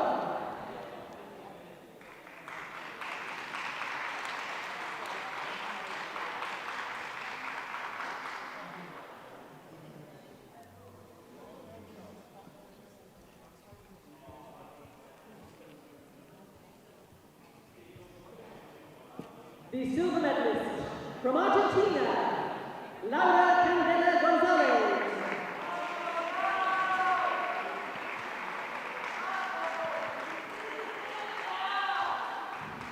And the gold medalist at under 57 kilos from Brazil, Lucia Araújo.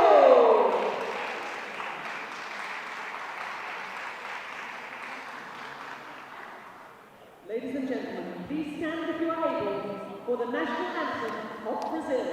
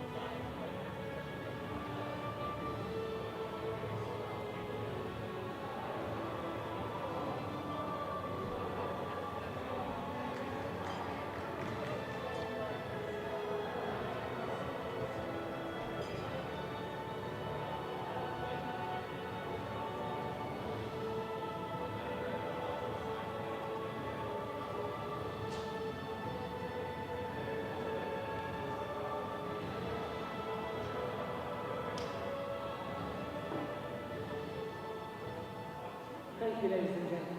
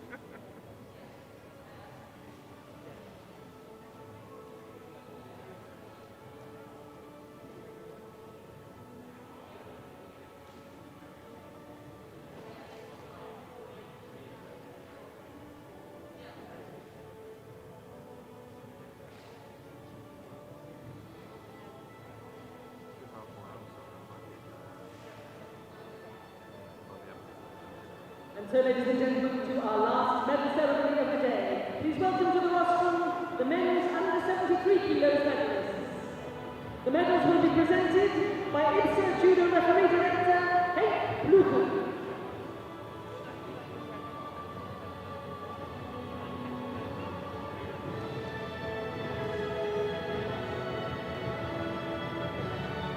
The two bronze medalists from Ukraine, Rufat Mahomedo, and from Spain, Alvaro Javilen Lorenzo.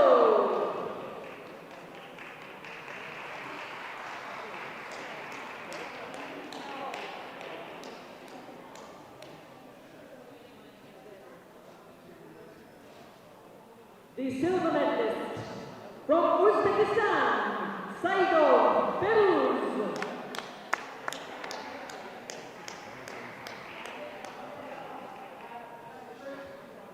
And the gold medalist at under 73 kilos from Georgia, Georgi Kaldani.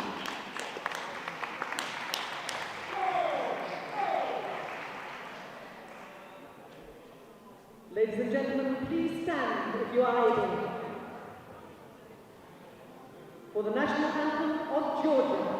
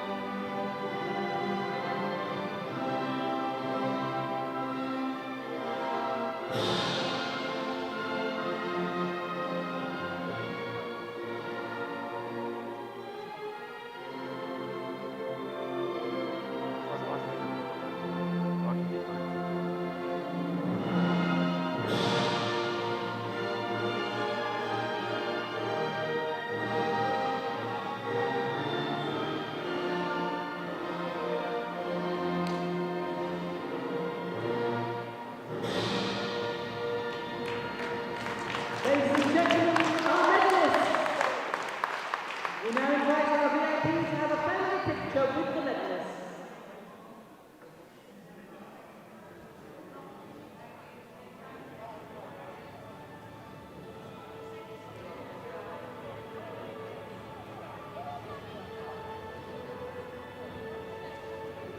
So, ladies and gentlemen, that concludes all our contests and medal ceremonies for today. IBSA and the British Judo Association look forward to welcoming you back here tomorrow for more magnificent displays of judo skill and courage on the second and final day of the IBSA VI Judo Grand Prix 2021. In the meantime, we wish you a very pleasant evening here at Warwick University. Thank you and good night.